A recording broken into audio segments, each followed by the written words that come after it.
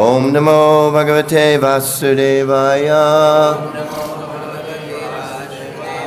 Om Namo Bhagavate Vasudevaya. So just the English for the first one, Sanskrit for the last one, yeah? Okay. So we're reading today from Śrīmad Bhagavatam, Canto 10, chapter 47, the Song of the Bee, text 36 through 42. So I'll just read the English for the first few. Actually, I'll personally just read the Sanskrit to the first one, and then we'll read the English for all of them, and then we'll do 42, so just listen. Mayi Vishamano Kṛṣṇam vimukta sheshavrittiyat anusmarantyo mam nityam achiran mamupashyata.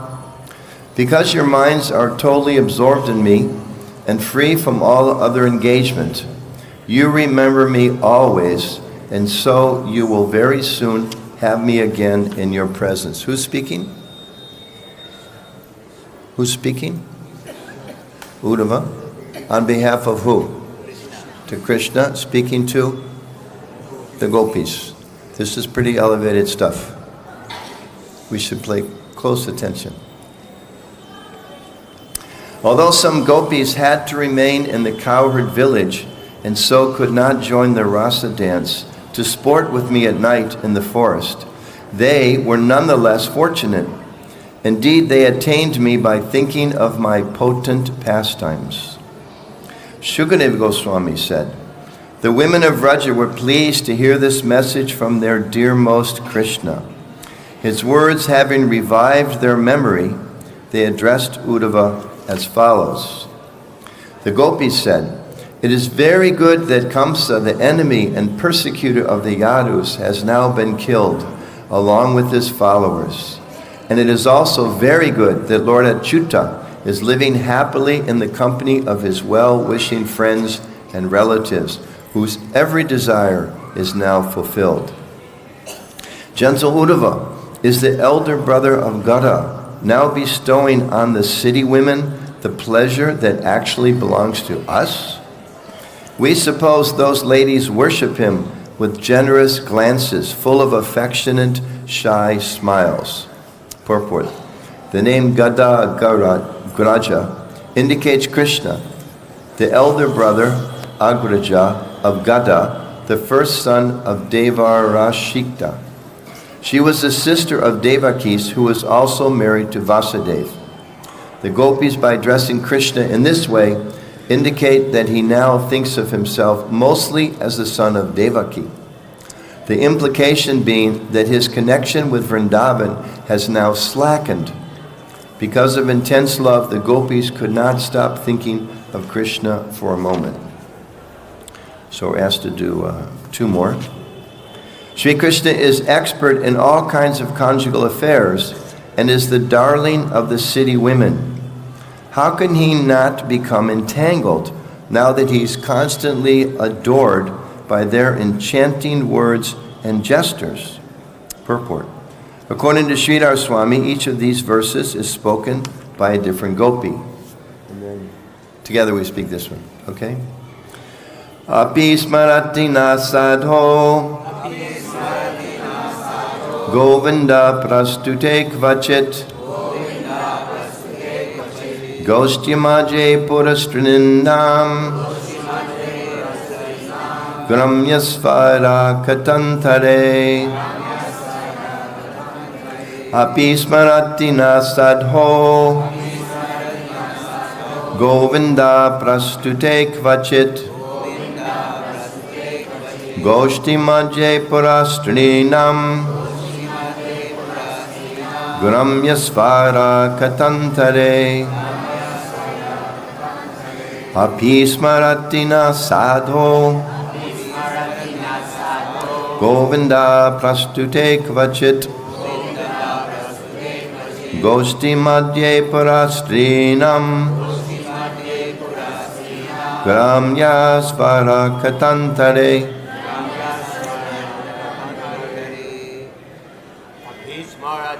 sādho Govinda prastute kvacit. Goṣṭhi-madhye pura-strīṇām. Grāmyāḥ svaira-kathāntare. Govinda prastute kvacit. Sādho. Govinda prastute kvacit. Goṣṭhi-madhye pura-strīṇām. svaira-kathāntare. Sādho. Govinda prastute kvacit. Goṣṭhi-madhye pura-strīṇām. svaira-kathāntare.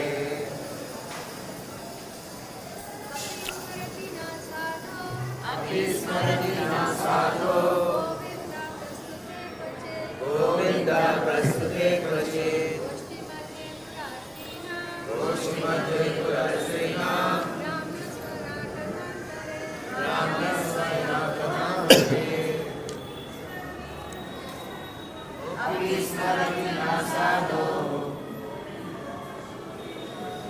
Govinda prastute kvacit. Goṣṭhi-madhye pura-strīṇām.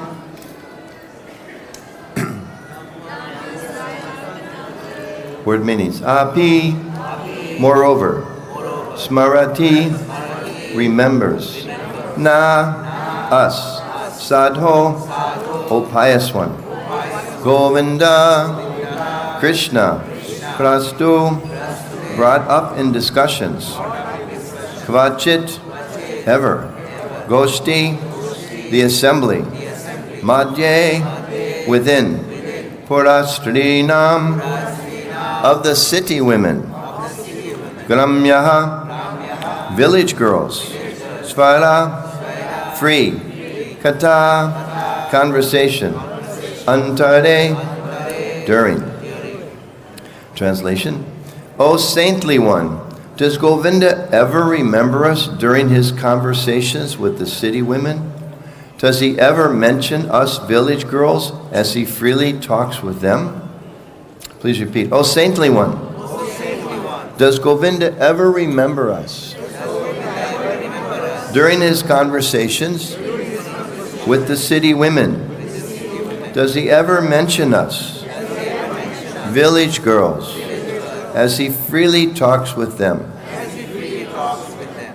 Purport. The gopis were so completely in love with Kṛṣṇa, without selfish motive, that even in their great disappointment, they never considered giving their love to another. Śrīla Viśvanātha Cakravartī interprets their feelings as follows. The gopis might say, this is a quote, "Surely Kṛṣṇa has abandoned us because we deserve to be abandoned. Indeed, we are the most insignificant women in the world and have been rejected after having been enjoyed. Still, do we sometimes enter into his memory on account of some good quality of ours, or even because of something we did wrong? Kṛṣṇa must speak very freely with the city women. He and they must sing, joke, make riddles, and talk about so many things. Does Kṛṣṇa ever say, 'My dear city women, your sophisticated singing and speech is unknown to the gopis in my home village. They could not understand these things'? Does he ever speak about us even in that way? Om H.G.Anuttama Janana Shalakaya Chakshur Umenitam Yena Tasmai Shri Gurave Namaha Shri Chaitanya-manobhishtam Stapitam Yena Bhutale Swayamurupakadamaya Dadati Svapanantikam Jai Shri Krishna Chaitanya Prabhu Nityananda Shri Advaita Gadadhar Shivasadi Gaur Bhaktivinoda Hare Krishna, Krishna Krishna, Hare Hare, Hare Ram, Ram Ram, Hare Hare. So we all know in the Krishna conscious movement, we are a hierarchical system. We have authorities, we follow the rules, we follow the regulations.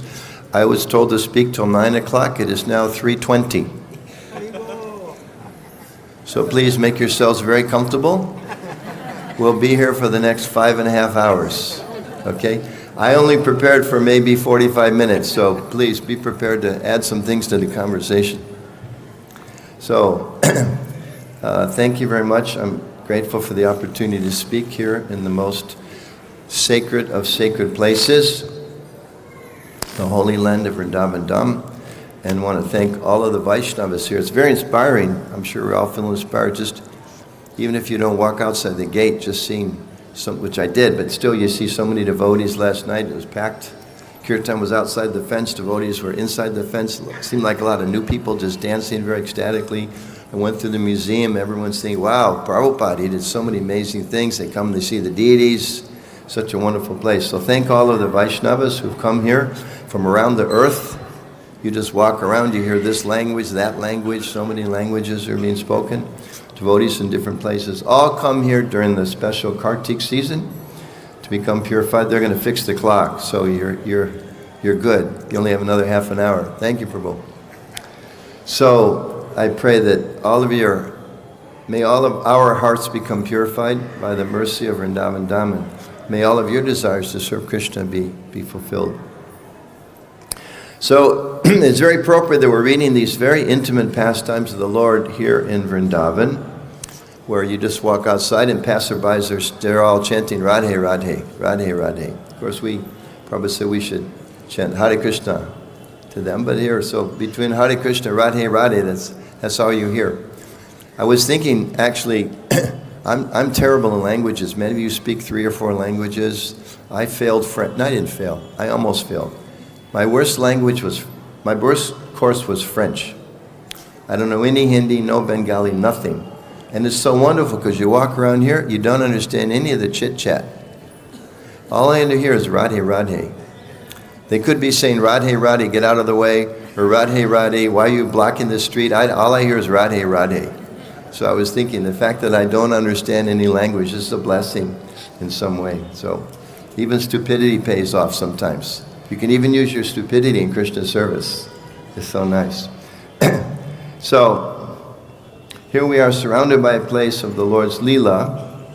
And as we're reading these verses, this exchange with Uddhava and the gopis and Sukadeva Goswami's adding his commentary, we cannot understand. It's not possible for us to understand the deeper emotions and the meaning of all of these verses. It's just not possible.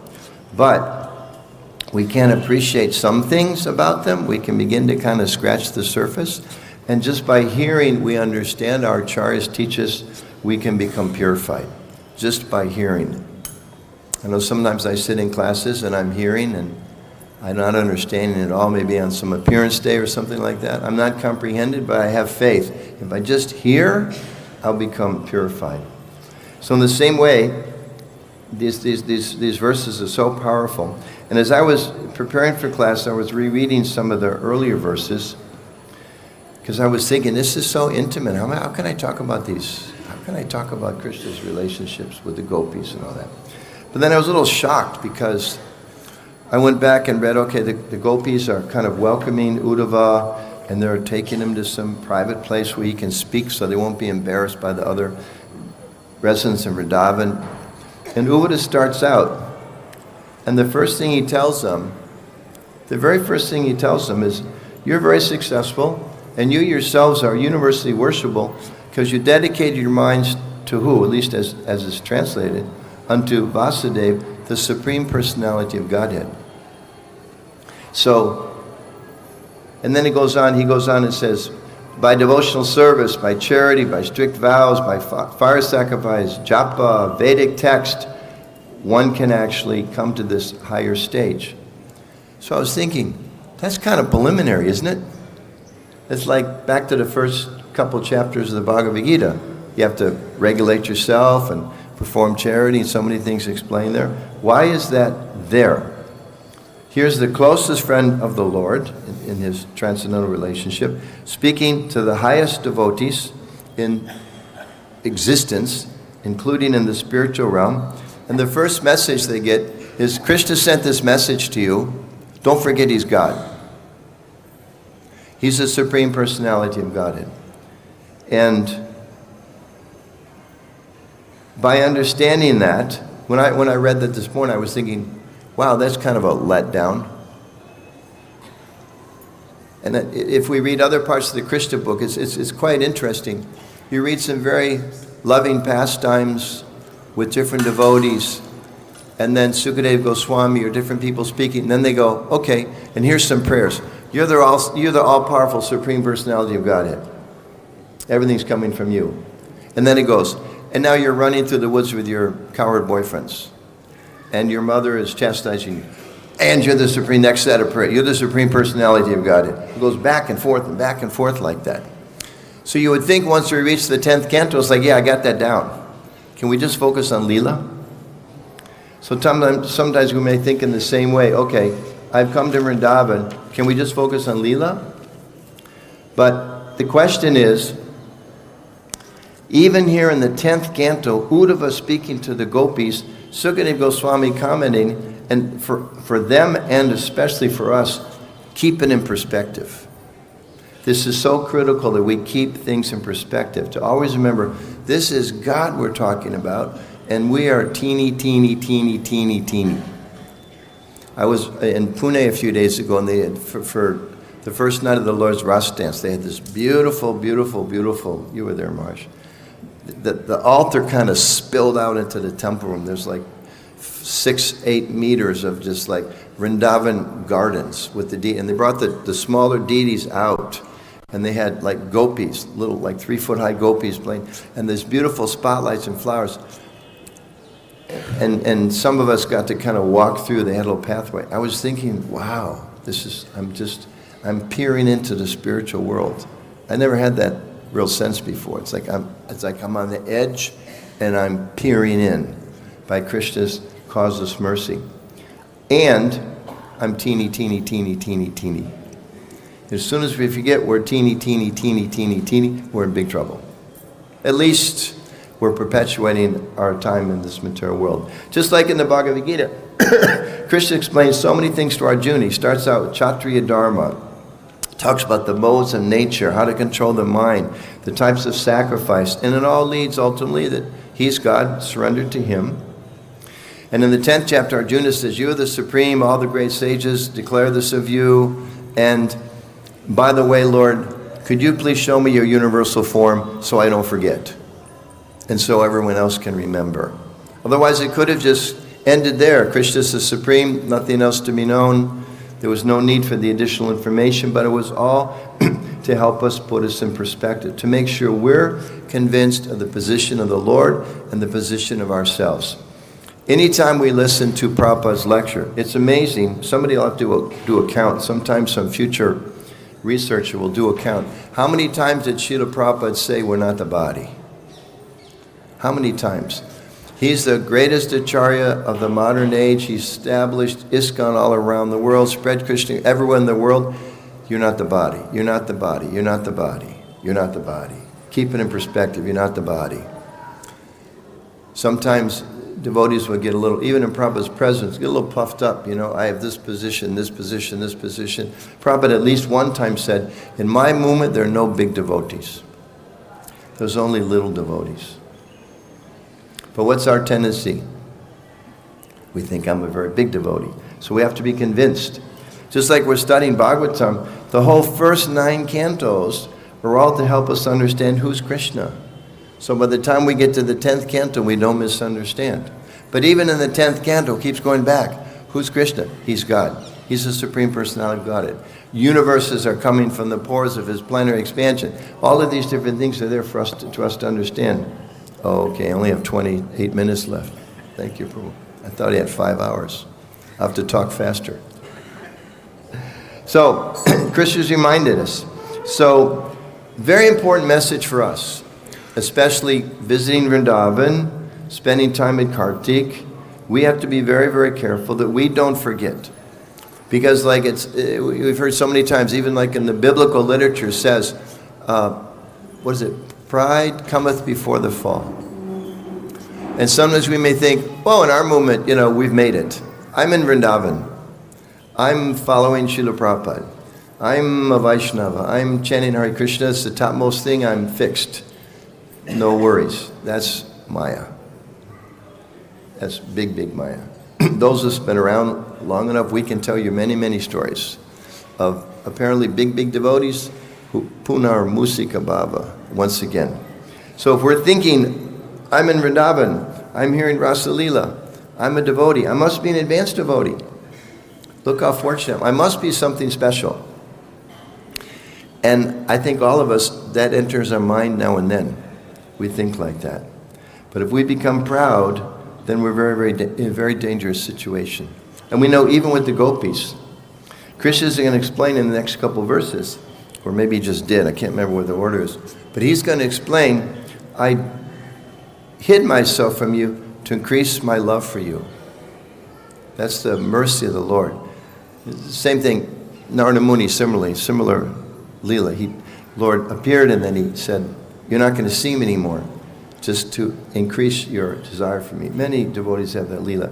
But we also know there's another time earlier during the Ras Leela, just before the Ras Leela, when Krishna disappeared from the gopīs. Why was that? Because they became a little proud. They were thinking we're special. The gopīs. Krishna humbled the devotees, humbled the gopīs. So, what's our situation?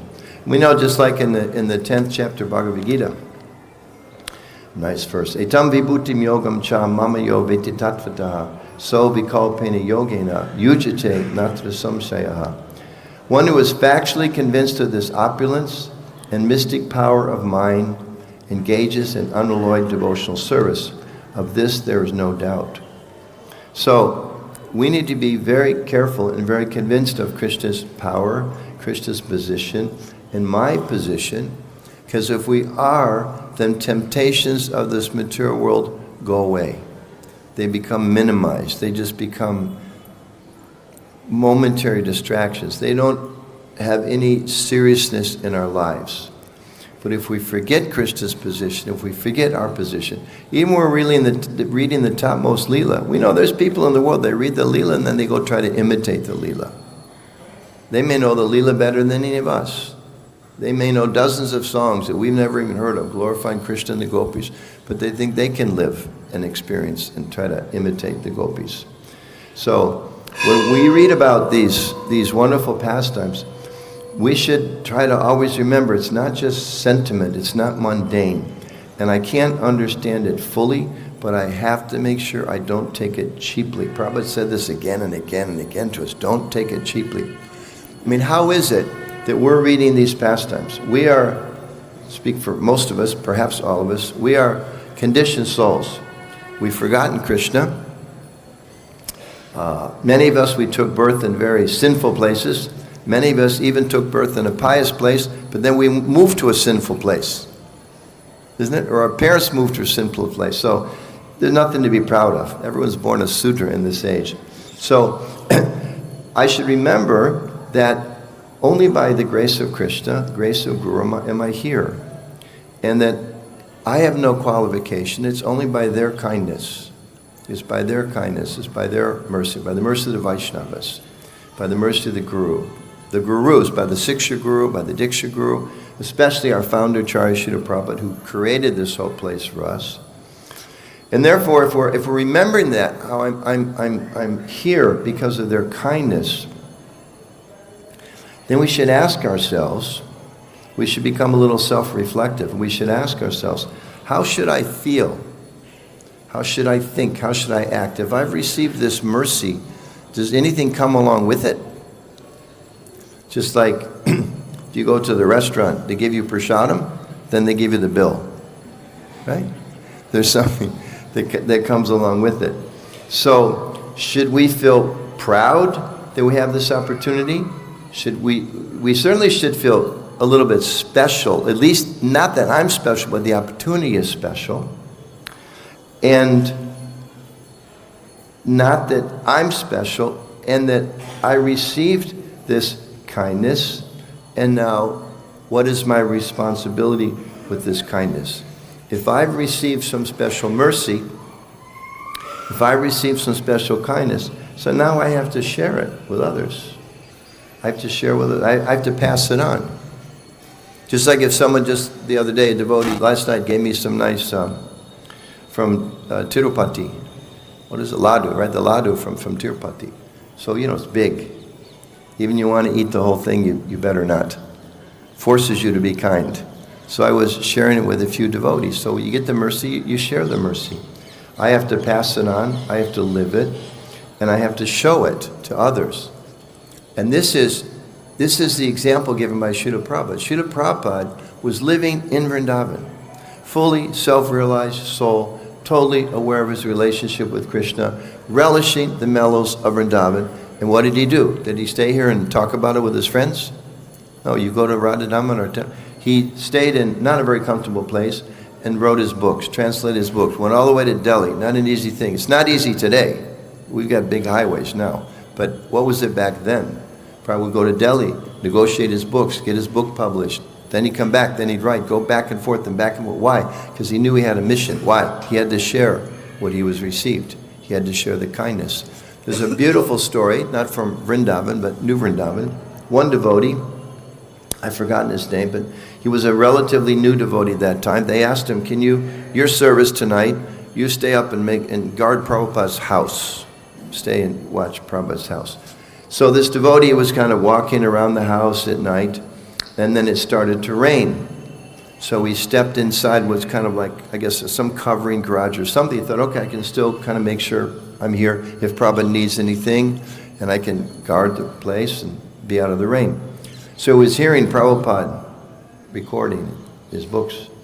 And then he couldn't hear anything. And he thought, I can't hear anything else. And then he realized Prabhupada was right there. I don't know if he was just inside the door, if he came out. But he paid his obeisance. Yes, Prabhupada, is there something I can do for you? And Prabhupada said, yes, you can go where I cannot go. It's like a relatively new devotee, middle of the night. He's by himself with Śrīla Prabhupada. Prabhupada said, yes, you go where I cannot go. And he was thinking, but Prabhupada, whatever, you just came from Paris, you're in New Vrindavan, you're going to go to Hawaii, then you're going to go to Hong Kong and Australia. And what does that mean? What do you mean by that? He said, you can go into the future. You go into the future. And then he said something really amazing. He said, and the people will know how much Kṛṣṇa loves them by how you treat them. That's our founder Acharya. You go into the future, and the people will know how much Kṛṣṇa loves them by how you treat them. So Hare Krishna, everybody. We are in the future. We are the future. You're living the future. You are the future. Today's the future. And tomorrow's the future.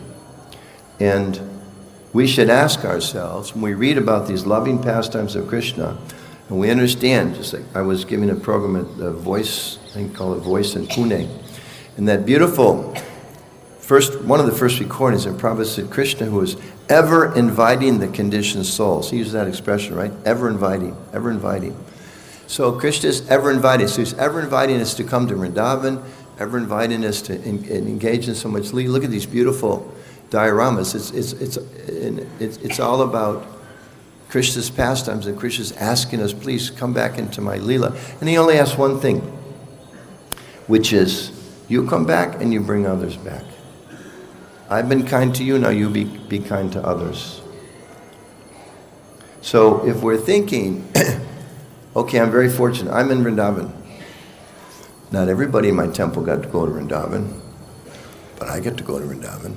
Not all the ladies got to go to Vrindavan, I get to go to Vrindavan. Not all the Sankirtan devotees, they used to have you'd win, if you sold more books than anybody else, you'd win a trip to Vrindavan. I got to go to Vrindavan. We're thinking like that, we're going to block the process. If we're thinking, I'm a GBC, move over. If we're thinking, I'm a big pandit, move over. If we're thinking, I'm a Prabhupada disciple, I'm a bureau member, I'm a guru, I'm a sannyasi, I'm a man, move over. I'm senior. If we're thinking like that, then that pride, that inability to always be thinking, I am the servant of the servant of the servant of the servant. And somehow, by causeless mercy, I do not understand, I was given a drop of mercy and a chance to serve Kṛṣṇa and to serve Prabhupada. And it's not by my credit. Because it's by my credit, then I start measuring. I have more credit than you do. Maharaj, you're a sannyasi, but I'm a GBC. Maharaj is saying, yeah, you're a GBC, but I'm a sannyasi. See? And he's thinking, yeah, I'm a Prabhupada disciple. Yeah, but then I'm thinking, I bet Sri Kirti saying, here's a senior Prabhupada disciple. Right? Like that. It's all material. It's all mundane. I was looking this morning, you see these beautiful pictures of Vrindavan. You know, the parrots are flying and the cows are there with Kṛṣṇa and the peacocks and the river and the trees. You don't hear about a lot of power struggles in Vrindavan. Right? I don't remember anything in the Bhagavatam about the parrots got together and said, you know, cheep, cheep. Why the cows get so much attention? Cheep, cheep. Bird, cheep. Why the cows? Why the cows? Should be us. Let's take over this place. Right? They're not thinking like that. They're not thinking, because they're free from thinking in some kind of social dimension, higher and lower. So, Prabhupada taught us like that. He said, I mentioned earlier, right? In this movement, there are no big devotees, there's only little devotees. And if we're little devotees, which is we are, it means we have to treat everybody with respect. We don't think like, okay, I'm higher. There's no higher. Where's there higher? Where's there higher in Vrindavan Leela? There's no higher. If we come to Vrindavan and we think we're higher, we're not in Vrindavan. Vrindavan is a spiritual world, but we're bringing in material consciousness. And if we bring it into our movement, we allow it to be in our movement, how are we going to spread Vrindavan mood? We can't. We may build big buildings. We may make a lot of money. People may glorify us. They may come and go, whoa, you guys are big. You say, yeah, I'm the mahant of this place. You see? For how long? A day? A week? Till either you die or maybe you fall away. Or maybe material energy attracts us again. So Srila Prabhupada, we know he's our founder. But he's a founder charya. We should never forget that. It's a bit of a tendency these days for people to say, Prabhupada's our founder, but we have to go back and reinterpret so many things. Now we know, time, place, and circumstance, we adjust things, but not the principles. The founding principles of Krishna consciousness are there. We may have to adjust things time and place. Prabhupada did some things differently in the West than he did in India. He did some things differently in Australia than he did when he went to South America. You have to adjust a little bit according to time and place. Even in ISKCON these days, I always think about those of us that travel know. You go to Germany, anybody been to, who has not been to Germany? Raise your hand. If you have not been to Germany, all of you been to Germany? So many, wow. Who has, okay, it means like 90% of devotees have been to Germany. Then you will appreciate what I say. My experience in Germany is when you have breakfast, you have bread. There's sabji, different things, but there's bread. When it's time for lunch, there's bread. When it's time for dinner, there's bread. Okay? Now you go to Bengal, it's time for breakfast, there's rice. Time for lunch, there's rice. Time for dinner, there's rice. You want an evening snack? There's rice. Isn't it? So the factor that brings it together is it's all offered to Kṛṣṇa. And we don't say, someone may think, well, okay, I like rice better. We don't say rice is better. No. Whatever is dear to us, whatever is local to us, we offer that to Kṛṣṇa. So we know Prabhupada crossed the ocean, Prabhupada crossed many oceans, and his message was become Kṛṣṇa conscious and give it to everyone. We may think, well, who can give it? Only big devotees. Only big devotees can give it. There are no big devotees. There's only little devotees who may temporarily have some bigger position, temporarily. Today big, tomorrow punar musika bhava. We don't, this lifetime big, next lifetime not. For a while, we all know, all of us, we go through some time of life, we feel very strong. I can do so many things. Then you changing bodies in Prabhupada's museum, you look at the body. I can remember looking and saying, yeah, I'm right there, kind of like right in the beginning part. No more. Now I'm in this, I'm almost to that part, you know? So, whatever our situation is, we have this opportunity to serve Srila Prabhupada.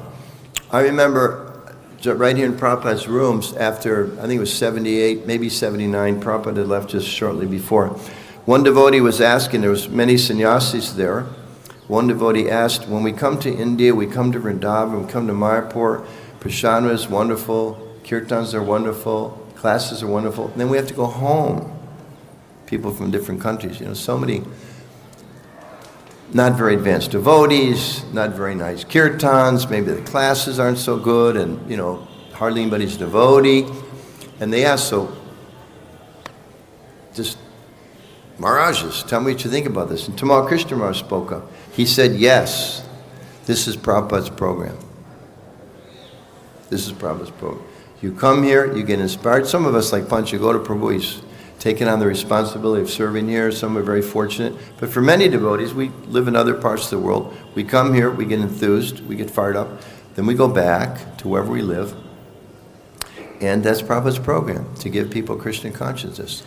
And how do we give people Krishna consciousness? Some of us distribute books, not all. Some of us worship the deities, not all. Some of us give Lakshmi, not all. Some of us come to the temple every day, not all. But there's one thing we all can do. Every single one of us, brahmachari, sannyasi, grihastha, woman, man, young, old, every one of us can live the example of Krishna consciousness, like Prabhupada said, and convince people how much Krishna loves them by how we treat them.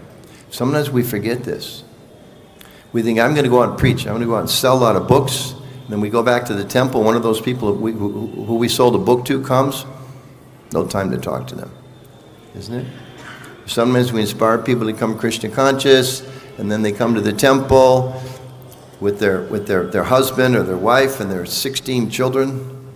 That's pretty rare, but with their 2 children, no scope for them. We give a class, renunciation, which is a beautiful class if you talk to the brahmacharis or the sannyasis. It doesn't work with people with little kids. Bhakti Tirtha Maharaj said very beautifully, said, our preaching means to remove the obstacles between a soul and Krishna, whatever it is. Not that my preaching is what I like to say. I like to talk about this and this and this. But that's not necessarily preaching. Preaching means what do they need to hear to help them make advancement, to help them get over whatever their hurdles are. And sometimes by our ego, we may think, well, I came to Krishna this way. That's the way to come to Krishna. I like to preach this. Sarva dharma prityagyā. That's okay. I met a young devotee, congregational member. Yeah, I originally joined at the Denver Temple in America. I was back there a few years ago. There was one young woman. It was big, crowded kirtan Sunday feast. The place was really very enthusiastic kirtan. So afterwards, I gave the talk, and then I was kind of looking for a place to sit down. And I sat down to this. Only place was this one young lady. Started talking to her who had been like really enthusiastic with kirtan.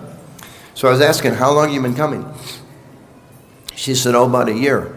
I said, I noticed you really like kirtan. She said, yeah, I love kirtan. So I started to tell her, yeah, because the name of Krishna is none different from Krishna because he's God. She said, I don't believe in God. I was kind of like shocked. I mean, we meet people all the time that say they don't believe in God, but not usually at the temple who's just chanting in such ecstasy. So I had to kind of like reprogram, what I talked with her about. So like, what do you like about the chant? So that was an obstacle for her. Now I could have sat there for 20 minutes and tried to convince her, surrender to God, surrender to God, surrender to God. She's not going to hear that. But I can encourage her, keep chanting, keep coming, keep having prasadam. And gradually that obstacle will go away. So that's part of what it means to become kind. And we may think, well, I'm not qualified to give other people Krishna consciousness. But in the very earliest days, Prabhupada was so proud. Little Saraswati, Malati's daughter, he was so proud of her because she knew how to say Krishna is the Supreme Personality of Godhead. So he said she could preach. There was one exchange, there's many, but we should study. Again, Prabhupada is our founder, Acharya. We follow his example. He's not just the founder. He didn't establish the organization to go away. He taught us by his example how we should live, how we should teach, how we should preach. Prabhupada's in a darshan with some of his new disciples. They're all new, very early on. He's looking around the room at each one of them and says, I want you to open a temple. I want each of my disciples to open temples. One young devotee was there, happened to be a 16-year-old lady, 16, pretty young. She said, Swamiji, even the girls? And she said later, she was hoping he was going to say, no, of course not. Because she didn't want to get that instruction. Prabhupada said, yes, even the girls. In preaching Krishna consciousness, there's no difference between what the boys and the girls can accomplish. So we shouldn't think, well, I'm just a grāhastha, what can I do to spread the movement? Or I'm just a brahmachari, or I'm just a 2-year devotee, or a 10-year devotee, or whatever. We should understand that by the mercy of Srila Prabhupada, he wants us all to take the mission. Now, we should have become proud, thinking that, okay, everyone has full opportunity, so therefore I can do whatever I want. No, we have equal opportunity, full opportunity to work together cooperatively. That's the mission of Prabhupada's movement. We know Lord Chaitanya is described, he broke open this, what a movement we've joined. He broke open the storehouse of love of God. Love of God's in a storehouse. He broke it open. He broke it open and he just distributed it. Said, I'm a gardener. I need more people to help me reap the fruits of this garden. And it says, described, they did not discriminate who's a fit and who's an unfit candidate. We should think that's why I'm here. They didn't discriminate. If they discriminated, I wouldn't be here. I'd still be out there doing all kinds of nonsense, sinful, terrible things. I might not even be alive today.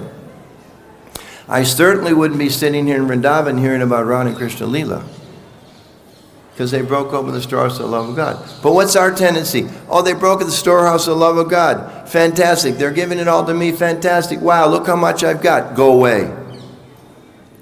You can't have it. You were born in the West. You're a woman. You're a grāhastha. You're a younger devotee.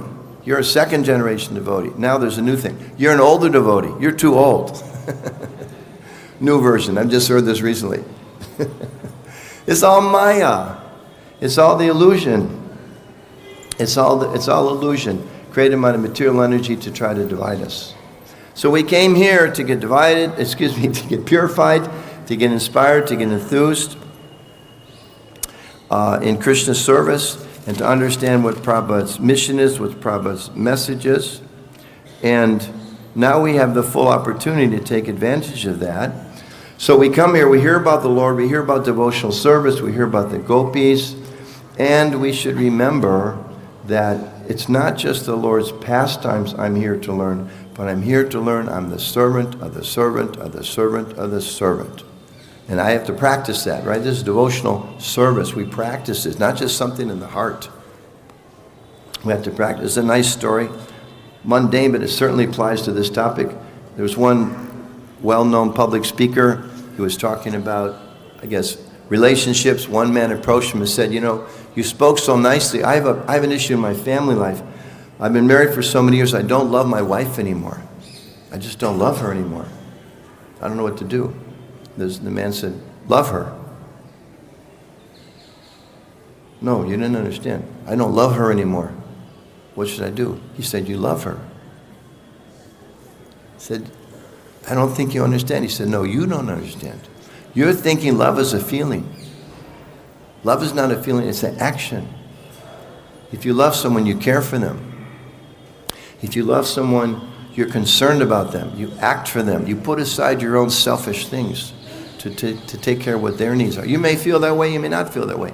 In the early days, Gargamuni Prabhu, he asked Prabhupada, when they were first learning about how to pay obeisances, he said, Swamiji, the others are starting to bow down. I don't feel like that.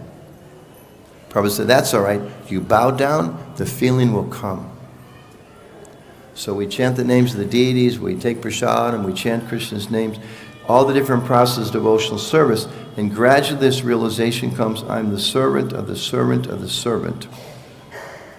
And I have to awaken this love, manifest this service mood, as Prabhupada said, by how I treat others.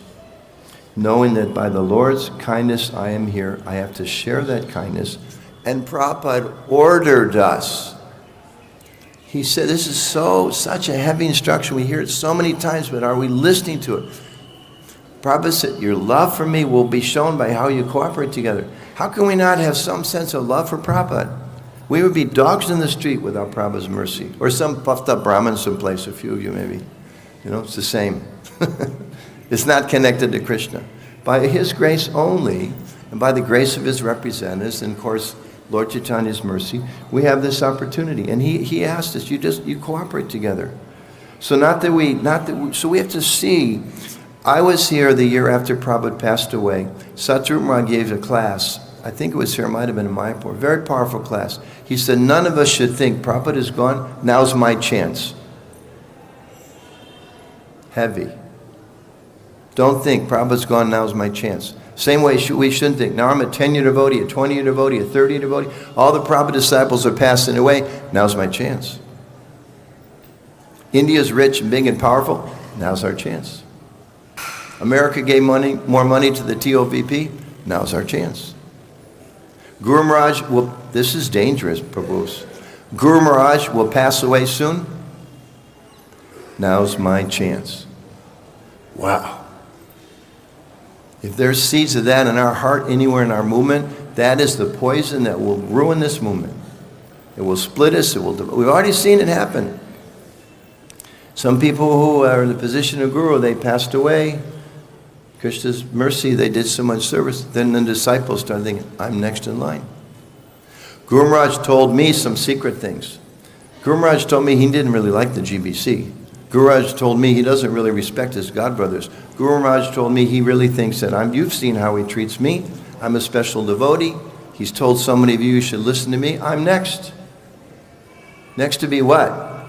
Servant to the servant to the servant to the servant. Jai, we fall at your feet. To be honored, to be glorified, to be seen as special. Sorry, not in Prabhupada's movement. Prabhupada said he only has little devotees.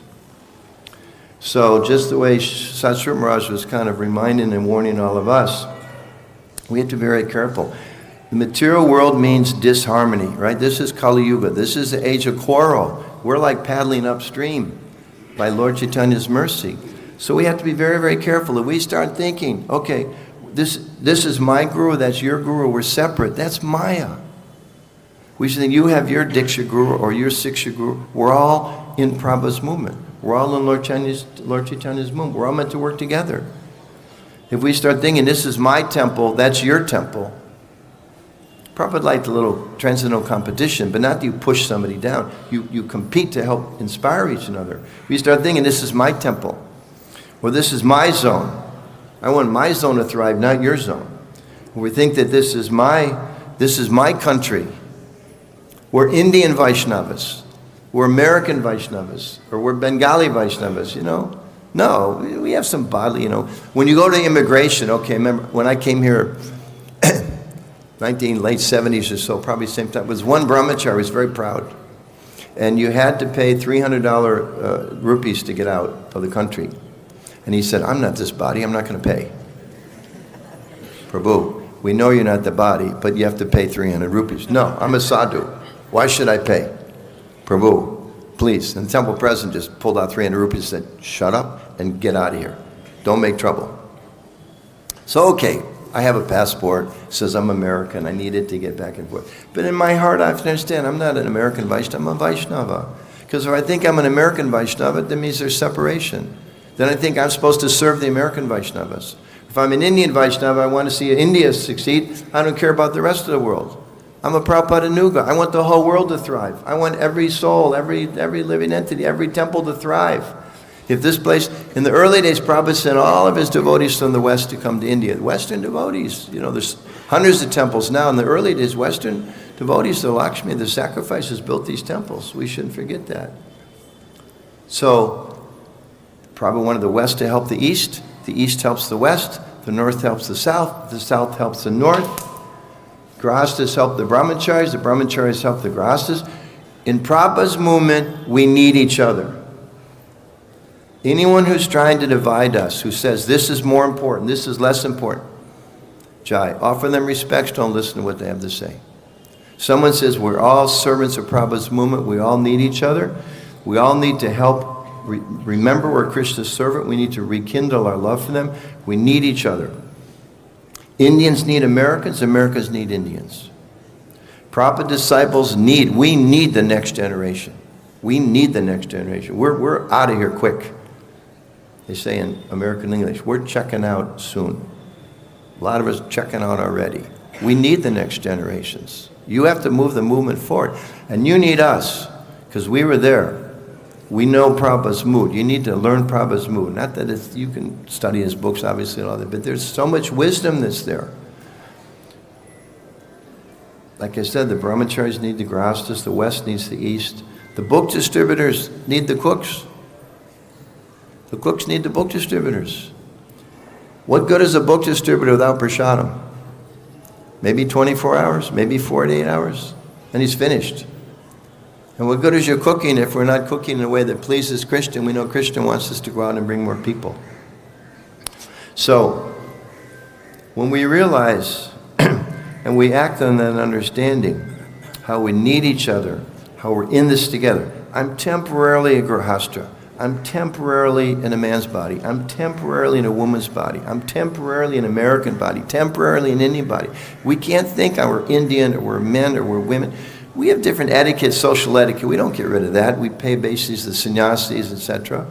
That's there. But in our hearts, we have to understand, no, Vaishnava, Vaishnava, Vaishnava, Vaishnava. Worshipable, worshipable. I need to serve, I need to serve, I need to serve. And when people come and see that, sometimes we wonder, how can we attract more people to Kṛṣṇa consciousness? When they walk in the door and feel that, they'll never want to leave. Because they'll know, this is what I've been looking for. For this lifetime, for many lifetimes, maybe millions of lives, I've been looking for this. When they experience that here, people will be flocking to our movement. They will know, this is the God I've been looking for. This is his people that I've been looking for. These are the saintly people I've been looking for. I want to become like them. And if we mistreat each other, if we mistreat other people, if we allow pride to come in, they'll see it, they'll taste it, they'll smell it, and they'll walk right out the door. We can't let that happen. We can't let that happen. Prabhupada was too kind to each of us. We have to try to, in some way, repay that kindness by sharing that kindness with others. So, thank you very much. Hare Krishna, Krishna Krishna, Hare Hare, Hare Rama, Rama Rama, Hare Hare. So, question? So we have a couple minutes. Maybe if there's any questions anybody might like to ask. Thank you for your patience. The temple president, wow. Especially during Kartik, we have a lot of kathās going on. Different people are giving different talks, mainly the Bhagavad Sapta. And hearing is so important, and hearing from a pure devotee is essential. So how do we figure if someone is actually repeating, or Guru Parampara, or if the hearing is beneficial or maybe misleading? I mean, how do we choose where to go and where to listen? And who to listen from? This is the type of question that the president of Vrindavan ISKCON Yatra has to face. All glories to the leaders and the managers. There's a different kind of headache than we have in other places. Well, my thought would be, you're asking me, my thought would be, when they walk out of that lecture, are they more inclined to serve the devotees? Are they more inclined to be inspired to try to be a humble Vaishnava? Are they more inclined after that to see each other as spirit souls, to try to spread the message of Kṛṣṇa? Or are they walking out maybe thinking that I'm some elevated person now, I've heard such wonderful kathā, don't look at me, don't let your shadow cross me, whatever it might be? I think that's a very simple test. It's just like sometimes devotees say, we hear about how we should feel humble. We should, Prabhupada says, we should feel some sense of remorse for whatever previous activities we may have done. But then we should ask ourselves, if that self-criticism, if it's inspiring me to go deeper, then it's good. If the self-criticism is causing me to lament and to feel insufficient and to not want to go on, then it's Maya. The same way, this is such elevated kathā. The gopīs are saying, does he ever think about us? Even once in a while when he's talking to those, like they say, city women, does he at least say, you city women are so much better than the gopis? Does he at least say that? Is he somehow, so that's like that mood. They're not saying, Kṛṣṇa is mentioned in Purport. They're not saying, Krishna's with those city women now, so, we don't want to serve anymore. We don't want to love, we're going to love somebody else. They don't say like that. They're just inspired to go in their own love. So whatever we hear, does it inspire us to go deeper? If it doesn't inspire us to go deeper as servants, then we have to be careful. And we know in the very early days, in Los Angeles, this is before my time, but that they called the Gopi Baba Club. They all, new devotees getting together, they all wanted to read 10th canto. So but start with the first canto. We're in the 10th canto, which is great, but we have to read it with the right mood. I think it was right here. Prabhupada was going out one day for his morning walk. There was one devotee, rather eccentric, blissful devotee, who was standing every day reciting shlokas. Prabhupada went by one day, maybe 2 or 3. Finally, Prabhupada stopped and said, why don't you do something useful or practical, one of those 2 words. So the next day, Prabhupada went out for his morning walk. The devotee had a broom. He was sweeping the floor. Prabhupada was very happy. So we have to keep that in mind too. Thank you. Any other question? Yes, Prabhu. Hare Krishna, Prabhu. Prabhu, I have one daughter, 7.5 years old. Her name is Purnamashī. You're blessed by Kṛṣṇa. And one day she took me this museum on that side, Purport Museum. And she showed me how so gentle the body. And she told me, Papa, now you are like this. Then I asked, how? She said, Papa, look, this man's hair is white and your hair also white. So you are now this position. So she reminded me my actual position, how I am changing my position. Yeah. And in your class you also mentioned that Prabhupada many times he reminds us we are not this body, we are soul. And today also again you remind us we are not this body, we are soul. Thank you, Prabhu. Yeah, at my age, every day you look in the mirror, you're very glad to know you're not the body, you're the soul. So by material nature helps us. One time I was in Mayapur, I was sitting by Prabhupada's Vyasa-san. I was sitting next to my friend Prahlādananda Maharaj. He's so much more exalted, but still some friendship. And I was going through some particular challenges in my family financial situation. And I was praying about that. I leaned over to him and I said, Maharaj, how do you become detached? And he gave me the perfect sannyasi answer. He said, don't worry about that. Kṛṣṇa will take care. So I wasn't completely pacified, but it was the right answer. So, and that's true. So Kṛṣṇa's, your daughter even pointing out, That's very nice. You're blessed. Go your question.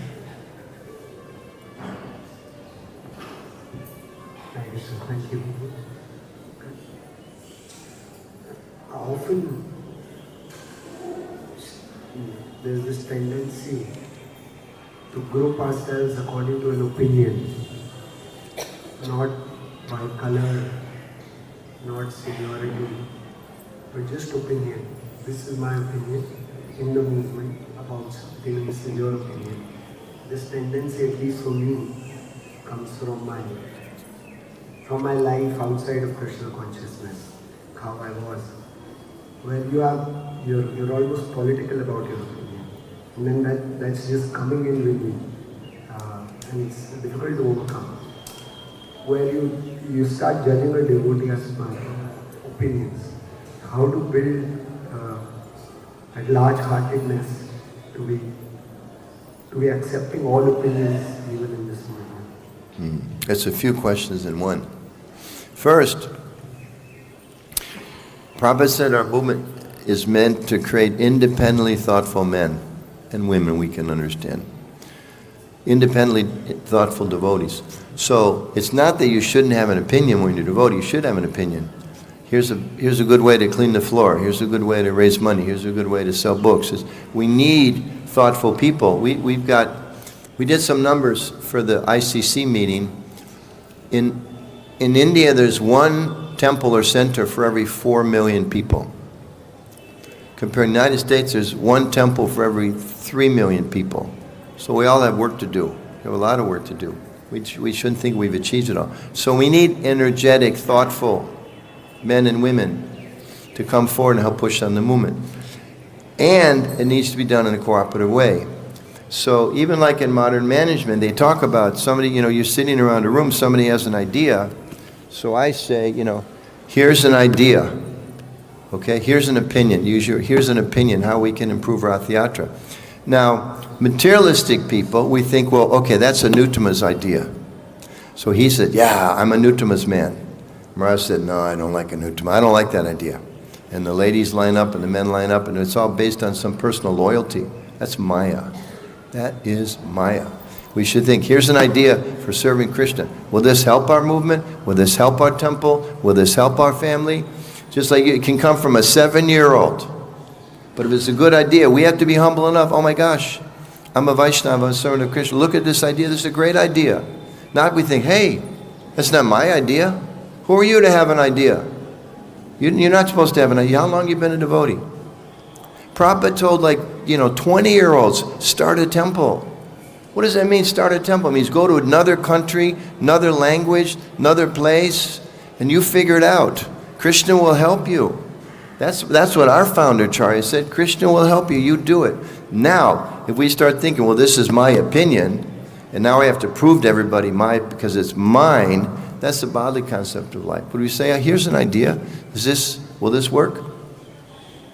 And we decide, well, is this a good way to help push it? Together it becomes our idea. That's very good. That's very good. If that mood is there, then we'll always work together very cooperatively. And if other people don't have the mood, you have that mood. You become the example. And you show others.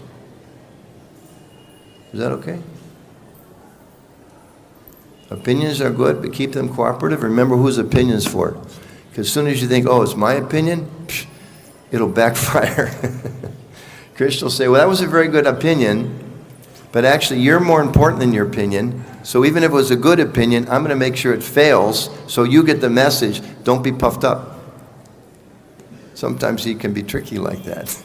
It was a great idea, but it still didn't work. Kṛṣṇa, why didn't it work? Maybe because I was too proud.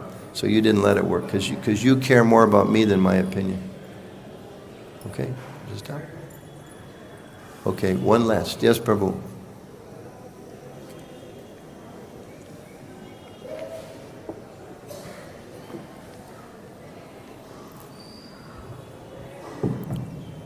So since I have been preaching in Western world for a long time, so it's been coming to my attention that devotees, they have been asking me that we are planning to visit West, and since Washington DC, the temple is going to be inaugurated pretty soon. Soon to open, thank you.